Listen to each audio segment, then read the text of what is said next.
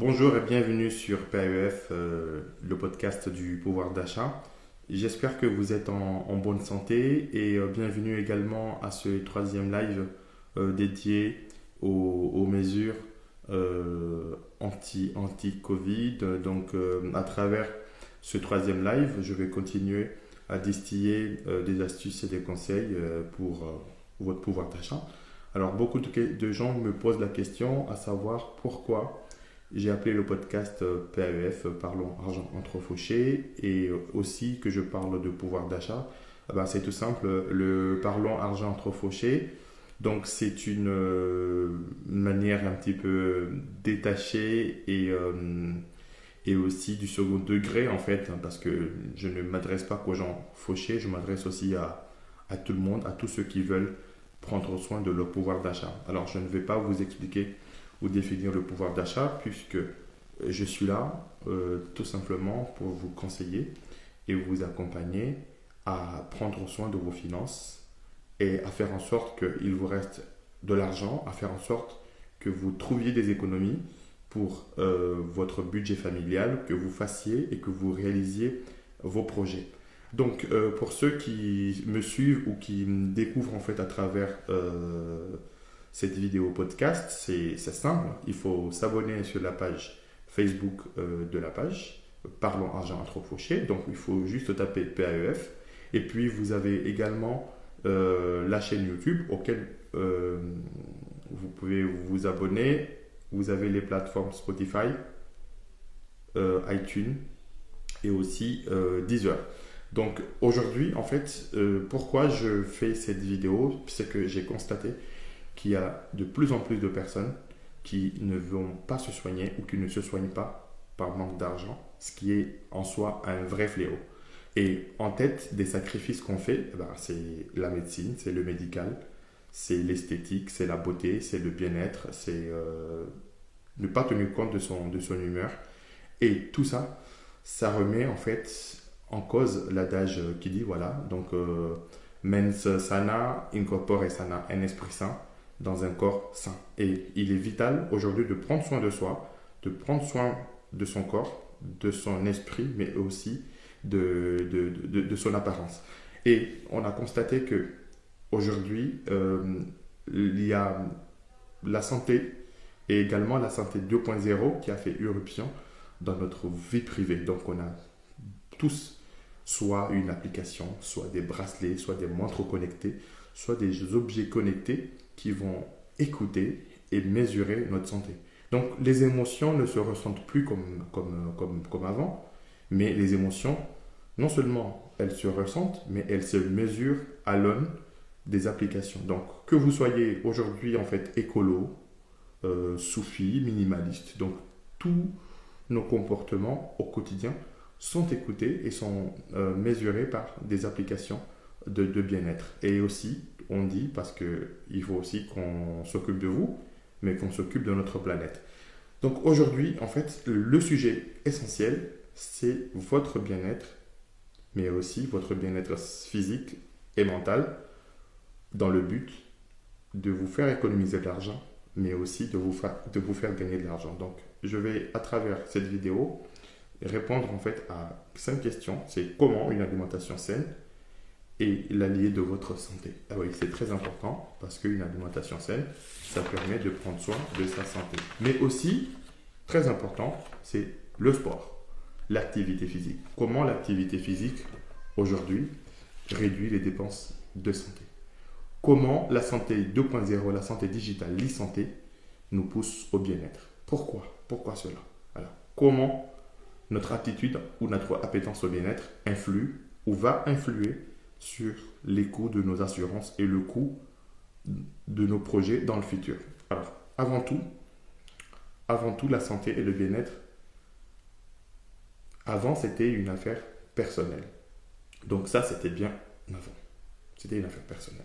Donc aujourd'hui, notre santé, elle est devenue digitale, mais surtout, elle est devenue participative, collaborative. Donc, on se doit de le partager avec beaucoup d'acteurs. On partage nos données de santé avec beaucoup d'acteurs. Donc, je suis conscient qu'on peut critiquer aujourd'hui l'omniprésence de la technologie des applications, mais ce n'est pas en cassant la température qu'on casse, en cassant le thermomètre qu'on casse la température, pardon. Donc, il est vital, important, donc peut-être de critiquer ces outils, mais d'avoir un regard aussi objectif en voyant que on peut mesurer en fait certaines choses et des écrans nous aident à prendre conscience en fait de notre état de santé et de comment on se soigne, de comment on vit les choses.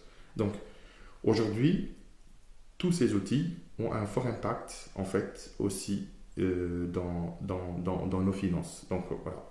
Donc je vais vous parler de quelques applications qui sont devenues incontournables aujourd'hui pour notre santé et notre bien-être. Donc on va parler de la première application qui a un impact majeur. Donc c'est l'application Yuka, où vous avez aussi son concurrent Open Food Fact. Donc cette application détecte aujourd'hui les produits hyper salés, les produits hyper gras, les produits hyper transformés. Alors le but c'est quoi? C'est tout simplement nous faire mieux manger, nous faire mieux consommer. Et ces applications détectent même les produits nocifs contenus dans les produits de beauté. Donc, le but, c'est quoi? C'est de prévenir, c'est de vous dire, voilà, attention, en consommant ces produits, vous allez peut-être vous surexposer à des pathologies comme le diabète, le cholestérol, et aussi ça vous permet, et ça va éviter que vous deveniez en fait obèse et que vous développiez par la suite des maladies cardiovasculaires. Alors, je ne suis pas médecin, donc je fais peut-être des raccourcis, mais c'est ce que le retient en fait du message. La conséquence, c'est que une personne qui est en surpoids ou qui est en obésité, donc est exposée à certaines maladies, et s'il vient à faire un projet de financement, il se voit avec des cotisations d'assurance, avec des surprimes, tout simplement du fait de son poids. Eh ben, c'est peut-être discriminant, mais c'est comme ça. Et aux côtés de ça, de ces applications sur l'alimentation, donc vous avez tout un tas d'applications autour de la santé, de l'e-santé, à savoir l'Apple Watch. Vous avez les bracelets connectés, vous avez connu les balances connectées, les WeThings, vous avez même les frigos connectés. Et donc ces applications, vous avez dans ces applications des fonctionnalités qui vous traquent, qui vous suivent au quotidien en se demandant si vous avez fait les 10 000 pas recommandés par l'OMS. Donc, ces applications ont en fait une chance et offrent une chance énorme de savoir si on a une activité sédentaire et si on a une activité totalement dynamique. Et si on n'avait pas ces applications, eh ben, beaucoup d'entre nous resteraient en fait devant Netflix à regarder en fait en mode binge les 5 saisons, par exemple en fait d'une série qu'on aime tous. Donc ces applications ont le mérite en fait de nous prévenir en fait et de nous surveiller un petit peu, de nous fliquer un petit peu. Et aussi ces applications ont des fonctionnalités très utiles pour des gens qui ont des pathologies de longue durée comme le diabète ou les maladies cardiovasculaires, parce que ça permet justement, très important, d'alerter les médecins s'il y a une arythmie, s'il y a des problèmes cardiaques. Ça permet de remonter les données et les analyses en fait de la glycémie au quotidien. Donc il y a une vraie utilité. Donc il faut voir le pendant positif, il faut voir le verre moitié plein donc pour ces applications. Et ces applications analysent notre activité sur un temps, sur une période assez longue, pour justement nous donner une tendance, que ce soit une tendance en fait sur l'année. Eh bien voilà, c'est ça, ce qui est aussi important.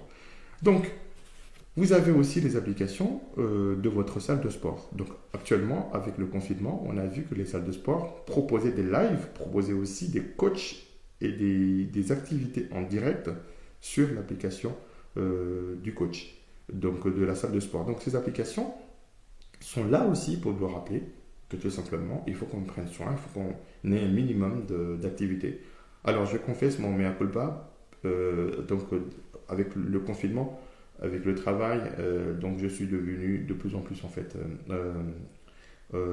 sédentaire parce que j'ai du télétravail une semaine sur deux, donc ça devient un peu compliqué, mais grâce à ces applications, je constate que j'ai un relâchement et que qu'il faille régler ce problème-là. Donc là, j'ai parlé des applications sur la santé, mais il y a aussi la santé physique, mais il y a aussi la santé mentale. La santé mentale, comment on va? Eh bien, je vais vous parler de Bamboo, cette application qui prend soin de vous et qui vous aide, en fait, qui vous initie en fait au yoga et à la relaxation. Et il y en a plein d'autres qui sont là pour vous proposer des activités de sophrologie, du yoga et d'autres choses.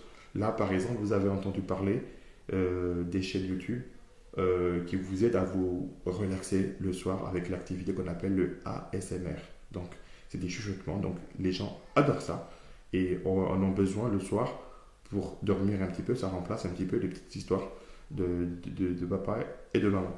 Donc, il y a le yoga, il y a aussi la relaxation, la sophrologie qui sont très importants parce que là, c'est plutôt un esprit sain dans un corps sain.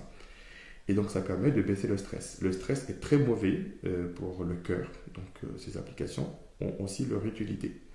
Et aux côtés de ces applications, vous avez tous les coachs beauté, toutes les chaînes qui parlent de l'apparence, qui parlent du développement personnel, qui parlent de notre apparence physique. Voilà. Est-ce qu'on se trouve beau? Est-ce qu'on est bien maquillé? Est-ce qu'on est